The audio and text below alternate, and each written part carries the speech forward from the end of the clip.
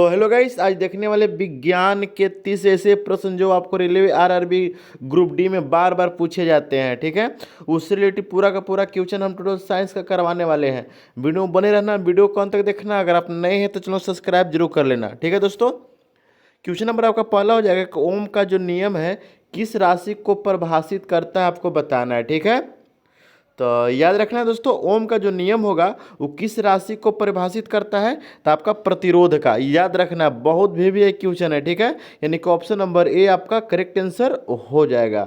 Question number दूसरा दोस्तों कहता है कि आधुनिक आवर्त सारणी में अक्रिय गैसों को किस समूह में रखा गया है, आपको बताना है। ठीक है, तो याद रखना है, आधुनिक आवर्त सारणी में जो अक्रिय गैसों को दोस्तों किस समूह में रखा गया है, तो आपका जो राइट आंसर हो जाएगा दोस्तों समूह नंबर 18, यानी कि ऑप्शन नंबर सी आपका करेक्ट आंसर हो जाएगा।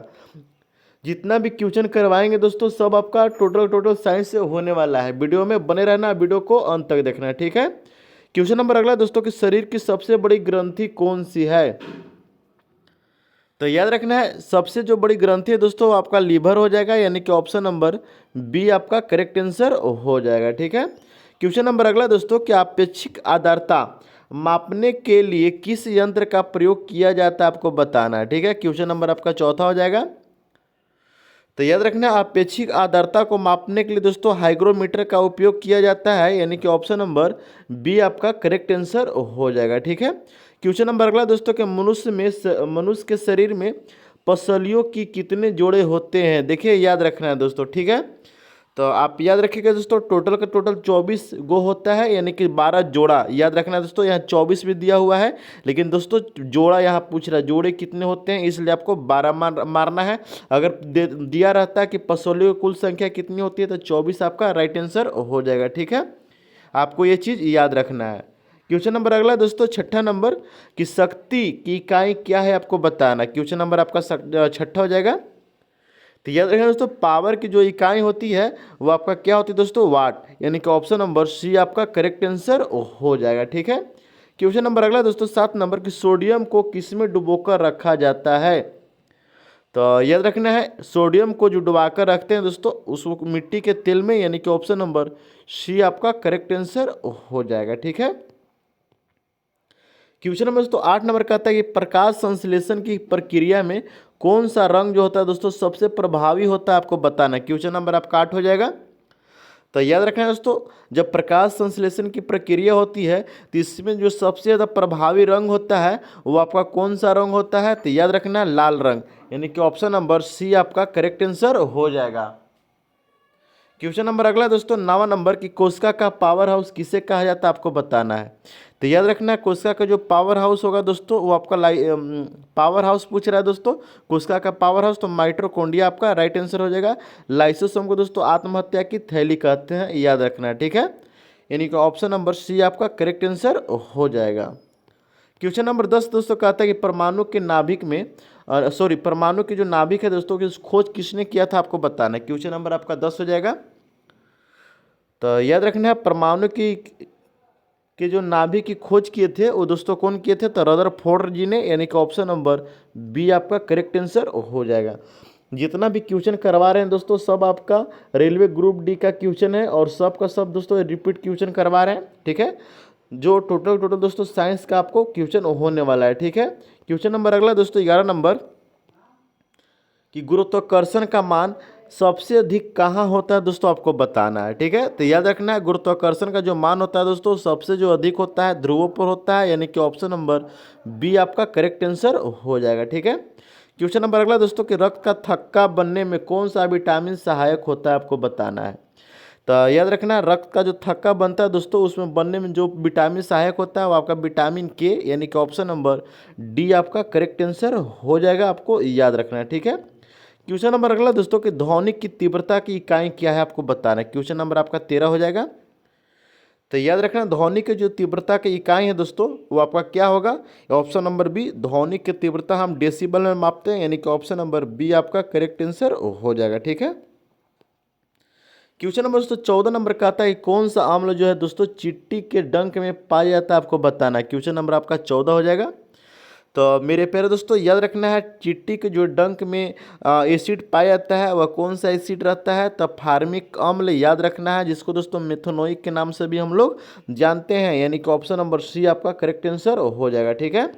क्वेश्चन नंबर 15 दोस्तों कहता है कि रॉकेट की गति किस सिद्धांत पर आधारित है, आपको बताना है। क्वेश्चन नंबर आपका 15 हो जाएगा। तो याद रखना है, रॉकेट की जो गति होता है दोस्तों किस सिद्धांत पर आधारित होती है? तो आपका जो राइट आंसर हो जाएगा ऑप्शन नंबर बी, साविंग संरक्षण पर, यानी कि ऑप्शन नंबर बी आपका करेक्ट आंसर हो जाएगा। ठीक है। क्वेश्चन नंबर 16 नंबर कहता है दोस्तों कि मनुष्य के हृदय में कितने कोष्ठ होते हैं, आपको बताना है, यानी चेंबर कितने होते हैं? तो याद रखना दोस्तों, मनुष्य के शरीर में 4 कोष्ठ होते हैं, यानी कि ऑप्शन नंबर सी आपका करेक्ट आंसर हो जाएगा। ठीक है।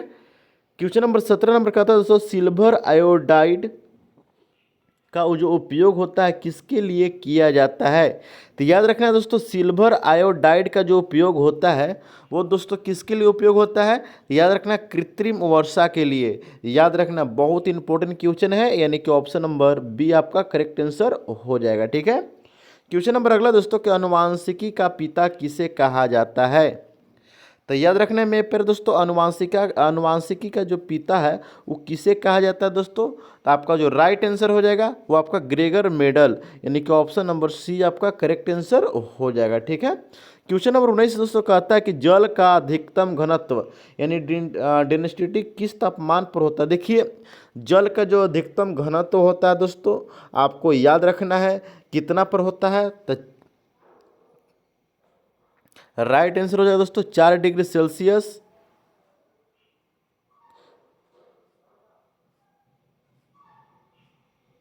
ठीक है, थोड़ा सा चेक कर लीजिएगा आप लोग। ठीक है। क्वेश्चन नंबर अगला दोस्तों 20 नंबर की एड्स किसके कारण होता है, आपको बताना है। क्वेश्चन नंबर आपका 20 हो जाएगा, एड्स किसके कारण होता है आपको बताना है।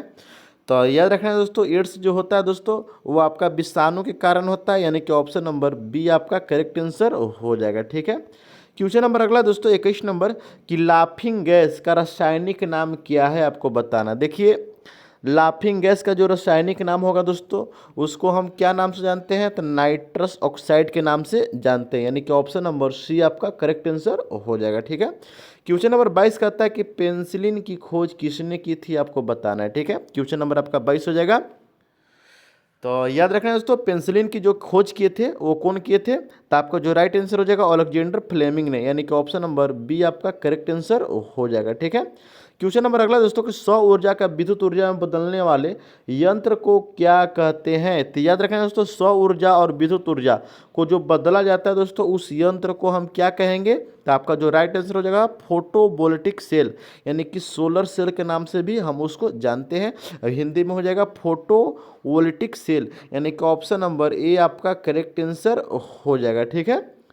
क्वेश्चन नंबर 24 का था दोस्तों कि मनुष्य के लार में कौन सा एंजाइम पाया जाता है, आपको बताना। देखिए, लार में जो एंजाइम पाया जाता है दोस्तों वो कौन सा एंजाइम पाया जाता है? तो आपका राइट आंसर हो जाएगा टाइलिन, यानी कि ऑप्शन नंबर सी आपका करेक्ट आंसर हो जाएगा। ठीक है। क्वेश्चन नंबर 25 नंबर कहता है दोस्तों कि चूने के पानी का दूधिया होना किसके कारण होता है, आपको बताना है। तो देखिए, जो चूना का पानी रहता है दोस्तों हम देखते हैं कि दूधिया हो जाता है, वो किसके कारण होता है? तो याद रखना है मेरे प्यारे दोस्तों, वो आपका जो राइट आंसर हो जाएगा आपका कार्बन डाइऑक्साइड के कारण, यानी कि ऑप्शन नंबर बी आपका करेक्ट आंसर हो जाएगा। ठीक है। क्वेश्चन नंबर अगला दोस्तों कि विद्युत धारा यानी कि इलेक्ट्रिक करंट मापने का जो यंत्र होता है दोस्तों कौन सा है, आपको बताना। क्वेश्चन नंबर आपका 26 हो जाएगा। तो याद रखें दोस्तों, विद्युत धारा हम एमीटर में मापते हैं, यानी कि ऑप्शन नंबर आपका जो बी है वो करेक्ट आंसर हो जाएगा। ठीक है।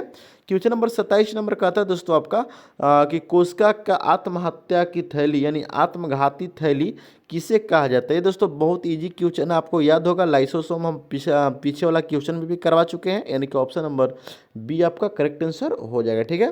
क्वेश्चन नंबर अगला है दोस्तों कि पायरोमीटर से क्या मापते हैं, क्या मापा जाता है पायरोमीटर से, आपको बताना है। तो याद रखना है दोस्तों, पायरोमीटर से हम उच्च तापमान नापते हैं, यानी कि ऑप्शन नंबर बी आपका करेक्ट आंसर हो जाएगा। ठीक है। क्वेश्चन नंबर अगला दोस्तों कि कौन सी धातु यानी मेटल कमरे के तापमान पर द्रव अवस्था में रहता है, आपको बताना है। देखिए बहुत भी क्वेश्चन है, आपको याद रखना है, ठीक है। जो धातु होता है दोस्तों कमरे के तापमान पर द्रव अवस्था में रहता है, वो आपका कौन सा है, तो पारा। याद रखना है दोस्तों मरकरी, यानी कि ऑप्शन नंबर बी आपका करेक्ट आंसर हो जाएगा, ठीक है। क्वेश्चन नंबर अगला दोस्तों, सूर्य से पृथ्वी तक ऊष्मा जो है दोस्तों किस विधि से पहुंचता है, आपको बताना है, ठीक है। तो याद रखना है मेरे प्यारे दोस्तों, सूर्य भगवान है दोस्तों, सूर्य से जो पृथ्वी तक जो पहुंचता है दोस्तों ऊष्मा, ठीक है। ऊष्मा जो पहुंचता है वो किस विधि द्वारा पहुंचता है, तो आपका जो राइट आंसर हो जाएगा दोस्तों विकिरण द्वारा। किसका द्वारा, विकिरण द्वारा, यानी कि ऑप्शन नंबर सी आपका करेक्ट आंसर हो जाएगा, ठीक है। ये दोस्तों आपका पृथ्वी रहा, ये रहा दोस्तों आपका सूर्य भगवान, ठीक है। यानी कि ऑप्शन नंबर सी आपका करेक्ट आंसर हो जाएगा। दोस्तों क्वेश्चन का लेवल कैसा था कॉमेंट करके जरूर बताइएगा। अगर आप नए हैं तो चैनल को सब्सक्राइब जरूर कर लीजिएगा।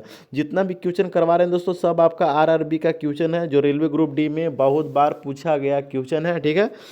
अगर आप 2026 के रेलवे ग्रुप डी का एग्जाम देना चाहते हो तो इस चैनल से जुड़ना ना भूलें। मिलते हैं दोस्तों नेक्स्ट वीडियो में, देखते रहिए जीके वाला ऑफिशियल।